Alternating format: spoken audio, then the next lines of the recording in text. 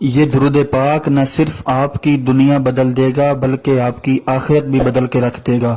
یہ درود پاک ایسا وظیفہ ہے کہ دنیا کے اندر اگر آپ پریشان ہیں، کسی مصیبت میں مبتلا ہیں، کسی پریشانی میں مبتلا ہیں، آپ تنگ دست ہیں، بے اولاد ہیں، کسی بھی پریشانی کے اندر ہیں، آپ درود پاک پڑھ لیں، رب العالمین آپ کی وہ پریشانی دور فرما دے گا۔ اگر آپ تنگ دست ہیں تو اللہ کے نبی پر درود پڑھیں، اللہ رب العالمین آپ کو فراوانی عطا فرما دے گا۔ حضرت علی رضی اللہ تعالیٰ عنہ کے بارے میں ایک واقعہ ذکر کیا گیا کہ ایک مرتبہ چند کافر ایک جگہ بیٹھے تھے اور ایک سائل آیا اور اس نے ان سے کچھ سوال کیا۔ انہوں نے تمسخر یعنی کہ مذاق کے طور پر کہہ دیا کہ تم جاؤ علی کے پاس اور اس سے کہو کہ وہ تمہیں کچھ دے۔ تو سائل نے جا کر حضرت علی سے سوال کیا۔ اس وقت بظاہر حضرت علی کے پاس کوئی چیز موجود نہیں تھی۔ اس وقت حضرت علی اپنے کسی کام میں مشغول تھے اور ان کے پاس کوئی چیز موجود نہیں تھی اس سائل کو دینے کے لیے، لیکن وہ اپنی فراست سے سمجھ گئے کہ اس بندے کو کافروں نے مذاق کے طور پر بھیجا ہے۔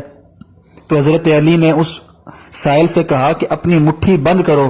جب اس نے اپنی مٹھی بند کی تو حضرت علی نے اس پر پڑھ کر کچھ دم کیا اور پھر کہا کہ جاؤ اس مٹھی کو ان کافروں کے سامنے جا کر کھول دو۔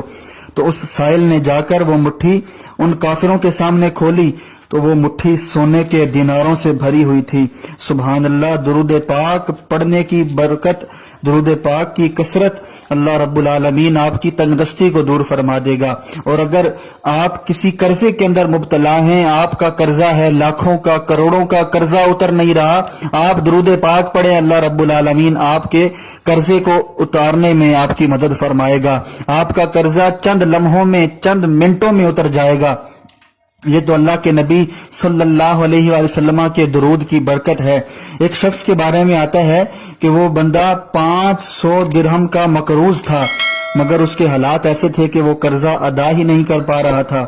اس نے نبی اکرم صلی اللہ علیہ وسلم پر درود پاک پڑھنا شروع کیا تو اسے خواب میں اللہ کے نبی صلی اللہ علیہ وآلہ وسلم کا دیدار نصیب ہو گیا۔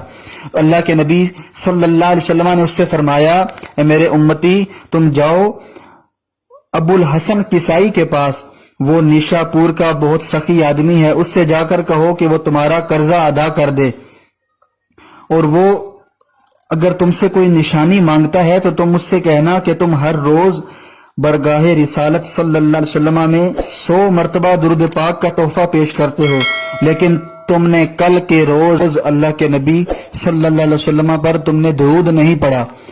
وہ شخص جو ہے وہ صبح بیدار ہوتا ہے اور ابو الحسن کسائی کے پاس جا کر وہ کہتا ہے کہ مجھ پر 500 درہم کا قرضہ ہے، تم وہ ادا کرو۔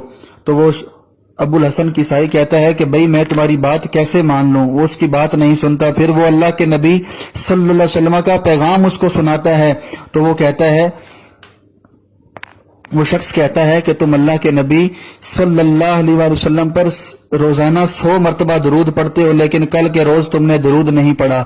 یہ بات سن کر ابو الحسن کسائی اپنے تخت سے گر جاتا ہے اور کہتا ہے کہ واقعی میں اللہ کے نبی صلی اللہ علیہ وآلہ وسلم پر 100 مرتبہ درود پڑھتا ہوں اور کل کے روز میں نہیں پڑھ سکا۔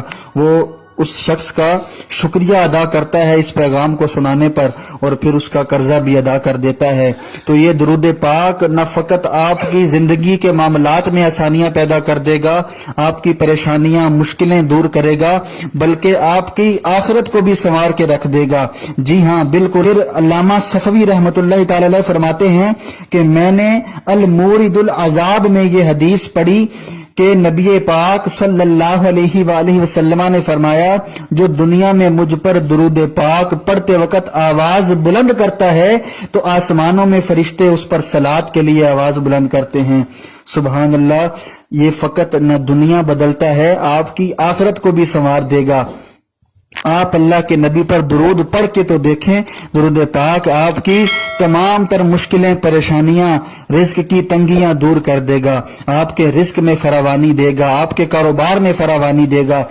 ایک اور واقعہ جو ہے تنگ دستی کے بارے میں ذکر کیا گیا کتاب مصباح الظلام میں کہ حضرت ابو حفص حداد رضی اللہ تعالیٰ عنہ فرماتے ہیں، میں مدینہ منورہ میں حاضر ہوا ایک وقت ایسا آیا کہ کھانے کو کچھ نہ تھا، بھوک سخت لگی ہوئی تھی۔ یوں ہی 15 دن گزر گئے۔ جب میں زیادہ ہی نڈھال ہو گیا تو میں نے